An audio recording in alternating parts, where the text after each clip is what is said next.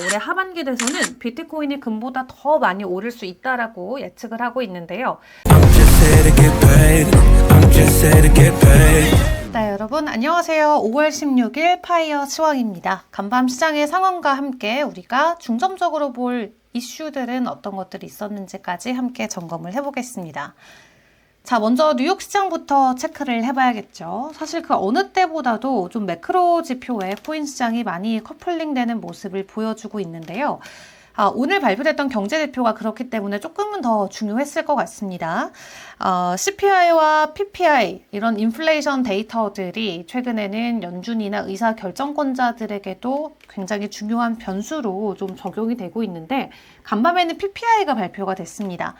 마이너스 1까지 내려가는 지금 모습이 나오면서 인플레이션이 지난 4월에는 갑자기 뚝 떨어지는 그런 모습이 포착이 됐었는데 다만 시장 일부에서는 이 또한 경기 침체에 대한 우려일 수도 있다라면서 불안감을 키우는 내용들을 공유를 하기도 했고요. 그리고 소매 판매도 함께 발표가 됐는데 소매 판매 같은 경우는 그 직전월 대비해서는 좀 많이 내려가는 모습이 나왔습니다. 소매 판매는 이제 소비자들이 얼마나 많이 물건을 사는지 그 소비에 대한 지표라고 생각을 해보시면 될 것 같은데요.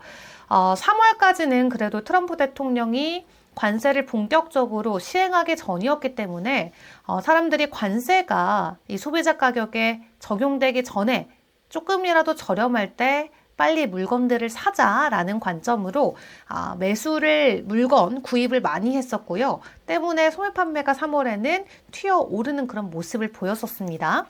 그런데 4월 돼서는 전년 대비 0.1%의 상승을 보이면서 거의 직전월 대비해서 크게 상승하는 모습을 보이지 않았었는데 어느 정도 이제 관세 여파로 인한 좀 사재기 현상이 좀 마무리돼가는 국면이 아닐까라고 풀이를 하시는 분들도 있고 아니면은 이 또한 또 뭐 경기 침체에 대한 시그널일 수도 있다라고 풀이를 하는 분들도 있습니다. 다만 JP모건 CEO인 제이미 다이먼 같은 경우도 간밤에 추가적으로 경기 침체에 대한 우려감을 우리가 완전히 배제할 수는 없다 이런 내용의 또 코멘트를 남겨놓으면서 우리가 이제 경기 침체 없을 것 같다라는 느낌을 최근에 미국 증시가 강해서 좀 많이 받았었다가 다시 한번 경기 침체에 대한 우려감이 좀 올라오는 그런 시기를 지나가고 있다고 생각을 해보시면 될 것 같습니다. 그렇기 때문에 시장 안에서 간밤 뉴욕 증시가 뭐 강한 상승을 끝까지 보여주진 못했고요. 나스닥 같은 경우는 지난 6거래일의 상승을 어느 정도 마무리를 짓고 하락으로 전환되는 모습이 확인이 되기도 했습니다. 다만 S&P 500과 다우는 일단은 상승하는 기조가 이어졌는데요. 여기에 또 우리가 함께 지켜봐야 됐던 건 월마트의 실적 내용이 될 것 같습니다. 관세 때문에 가격 인상을 예고를 했습니다. 이제 관세로 인해서 본인들이 수입을 해와야 되는 물건의 가격이 높아질 수밖에 없기 때문에 관세 여파로 어쩔 수 없이 소비자들의 가격을 높일 수밖에 없다라는 게 공개가 되면서 이런 부분들은 이제 인플레이션에 대한 부담감으로 가져갈 수밖에 없겠죠. 때문에 이 인플레이션 데이터가 지금 4월까지는 오히려 잡히는 모습이었다면 5월의 데이터부터는 조금 변화가 있을 수 있다라는 거 체크를 해보시는 게 좋을 것 같고요. 이러한 매크로 환경 속에서 간밤 코인 시장의 이슈들은 어떤 것들이 있었는지 같이 체크를 해보도록 하겠습니다. 자, 지금 지니어스법에 대한 내용들 저희가 지난주부터 이야기를 하고는 있었는데 이 지니어스법이 일단은 상원 쪽에서 민주당 의원들 때문에 좀 불발이 될 것 같은 분위기가 지금 표현이 되고 있습니다.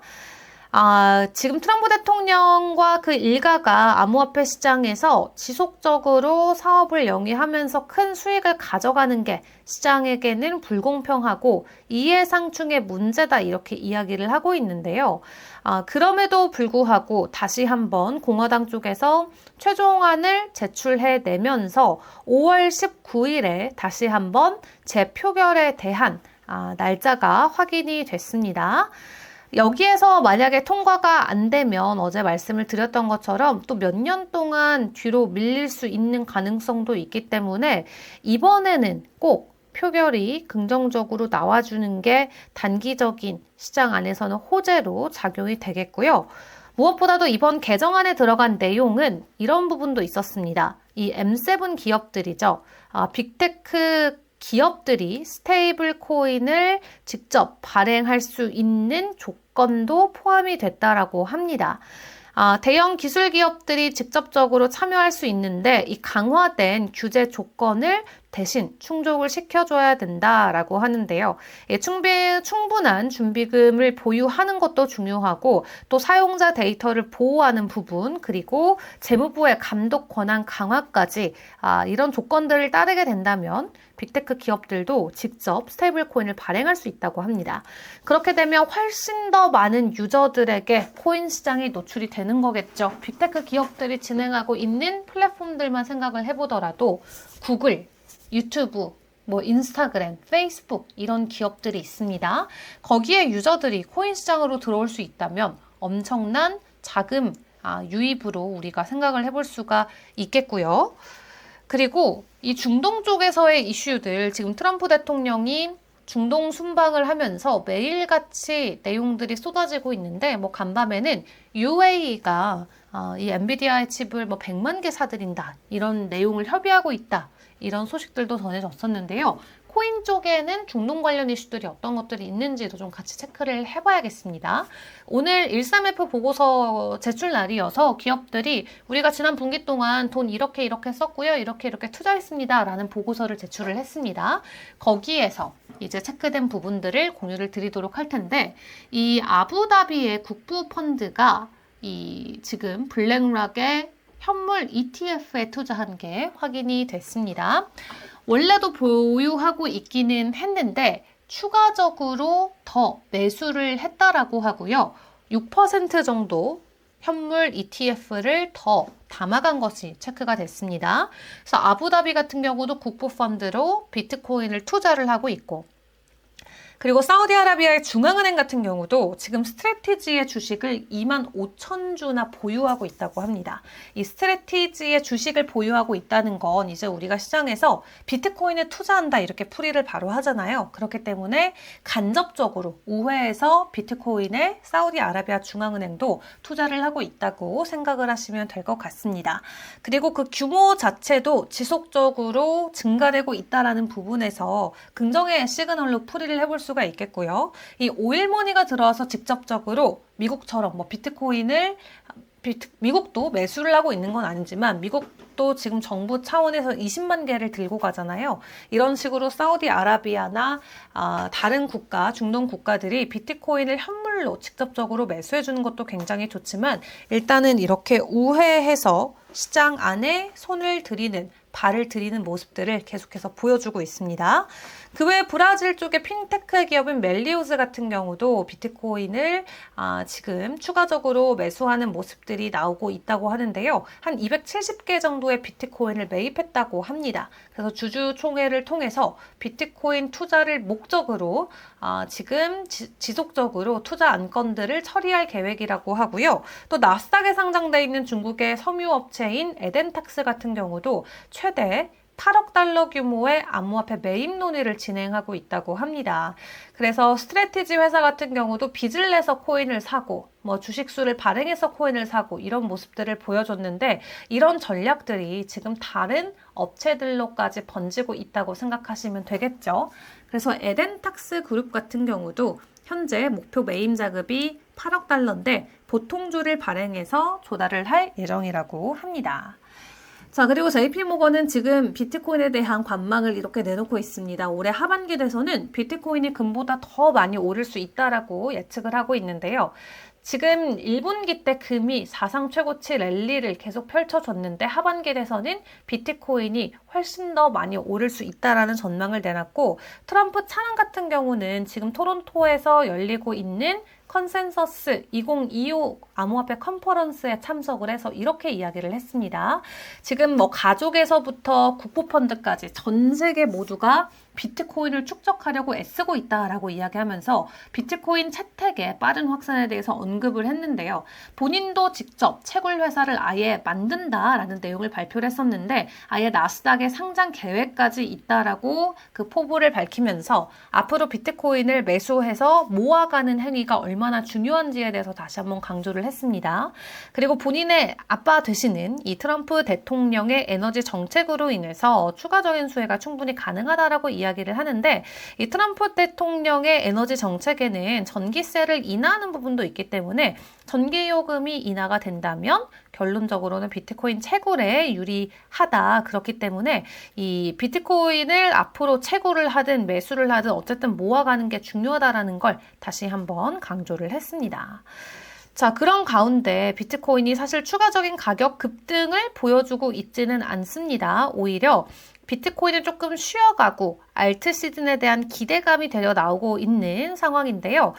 대표적으로 공유되고 있는 알트 시즌이 올 수밖에 없는 지표들을 놓고 보시면 비트코인이 이 올타임 하이를 찍은 부분, 비트코인이 전고점 가까이까지 가격이 올랐기 때문에 추가적으로 비트코인이 아닌 이제 알트 시즌이 주인이 될 수 있다라는 내용이고, 그리고 비트코인과 이더리움의 이 가격을 체크를 해보시면 이더리움 비트코인의 비율이 3년 하락 추세를 돌파한 부분도 이 알트 시즌의 개화를 알리는 긍정적인 지표입니다.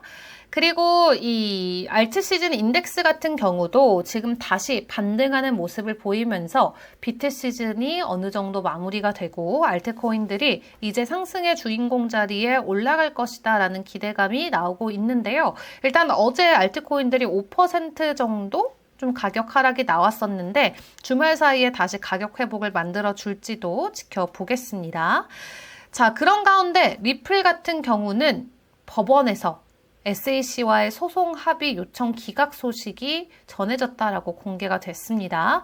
왜 기각됐는지를 일단 봐야 되는데 지금 리플과 SEC가 서로 합의하겠다 이런 내용을 전해와서 저희가 이미 다룬 바가 있었죠. 그 합의 내용이 원래 벌금이 뭐 1억 2,500만 달러였는데 이거를 5천만 달러로 감액시키는 거를 가지고 서로 합의해서 이제 최종적으로 마무리를 짓는다고 했습니다. 그래서 이게 뭐 구두상으로만 우리 이제 그만하자 하고 마무리를 할 수 있는 게 아니라 법원에 제출을 해서 법원의 최종 판결을 받아야 되잖아요. 그래서 이 룰 60, 연방 민사 소송 규칙이라는 룰 60를 기반으로 법원에 서류 제출을 했는데 법원이 이거를 기각을 시킨 겁니다. 그래서 리플사와 SEC와의 의지와 상관없이 일단 기각이 돼서 다시 한번 절차를 밟게 됐는데요. 이 룰 60라는 건 뭐냐면 이미 법원이 최종 판결을 내렸는데 그 판결을 바꿔야 될 때 쓴다던가 아니면 아주 특별한 이유가 있을 때만 허용이 되는 규칙이라고 합니다.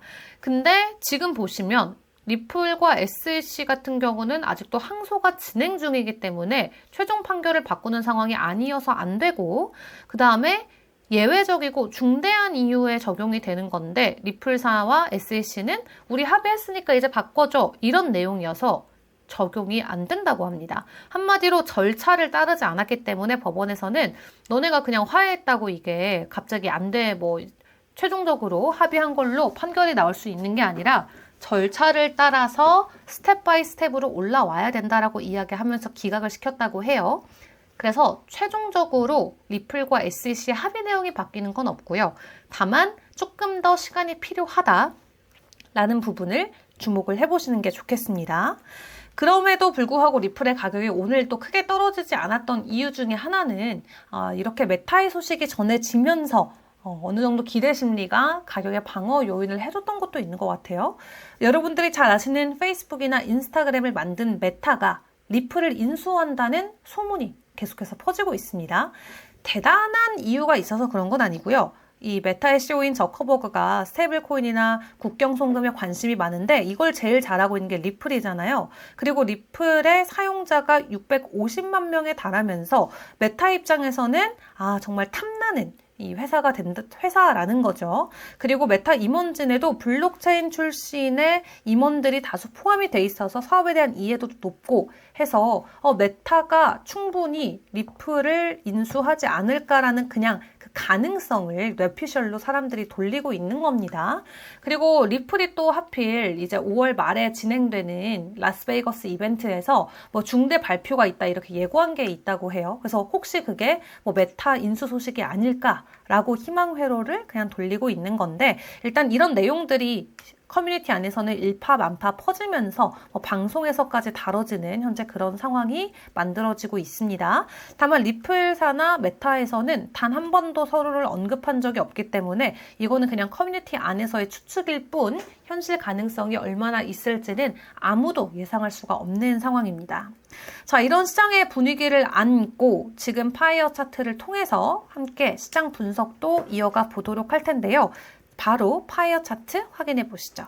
네, 비트코인의 도미넌스부터 보겠습니다. 자, 비트코인 도미넌스가 어제보다는 소폭 올라와 줬습니다. 61%대 있었던 도미넌스가 62%까지 올라왔고요. 시장 안에서는 이 가격 상승을 하고 있는 종목들이 현재 시각으로는 더 많아 보이지만 지표들을 놓고 봤을 때 하락에 대한 가능성이 훨씬 높습니다. 단기적으로 그리고 중장기적으로도 80%에서 90%가 넘는 가능성이 다 숏에 지금 몰려 있는 상황이고요. 그렇다면 비트코인의 상황은 어떠한지 먼저 체크를 해보도록 할 텐데, 비트코인 같은 경우는 어제 그래도 롱에 대한 시그널이 1차적으로 새벽 12시에 뜨고 나서 일단 가격 반등은 나오고 있습니다. 파이어라인 위에를 웃돌고 있지만 단기와 장기가 약간의 하락 추세가 이어지고 있어서 지금 이 단기에 저항을 뚫고 올라가준 캔들이 지지로 바꾸는지의 여부를 체크를 해보시는 게 중요할 것 같고, 리플 같은 경우는 현재 추가적인 가격 상승이 나오고 있지는 않습니다만 숏에 대한 시그널이 뜨고 나서부터는 지속적인 가격 하락이 나오고 있습니다. 파이어라인 아래를 밑도는 캔들을 체크를 해보실 수가 있겠고요. 단기적으로는 하락 채널이 좀 강하게 나오고 있습니다. 이 상승으로 돌파해주지 못하는 한 추가적인 가격 하락이 나올 수 있다는 점은 주목을 해보시죠. 자, 그리고 예시로 이 파이어 차트를 통해서 가격을 우리가 분석을 하고 매수를 진행했다면 어떤 결과가 있었을지를 놓고 함께 예시안을 들어드리도록 할 텐데요. 자, 보시는 것처럼 톤 같은 경우 5월 14일 저녁 9시에 숏에 대한 시그널이 떴죠. 그리고 쭉 하락을 했는데 이때 10%나 가격 하락이 나왔습니다. 만약 여러분들이 이때 $1,000로 3배 레버리지 사용을 했다면 30%의 수익이 있었을 거고 $300의 수익이 났을 수가 있겠죠. 때문에 $1,000가 1,300달러까지의 가격 상승이 나올 수 있었던 건데, 이런 식으로 파이어 차트에서는 아주 간단하게 숏과 롱에 대한 시그널을 제시를 해줍니다. 차트 사용이 궁금하신 분들은 하단 카카오에 있는 링크 통해서 문의를 남겨주시면 되겠고요. 저는 또 다음 주 월요일에 시장 분석으로 돌아오도록 하겠습니다. 안녕!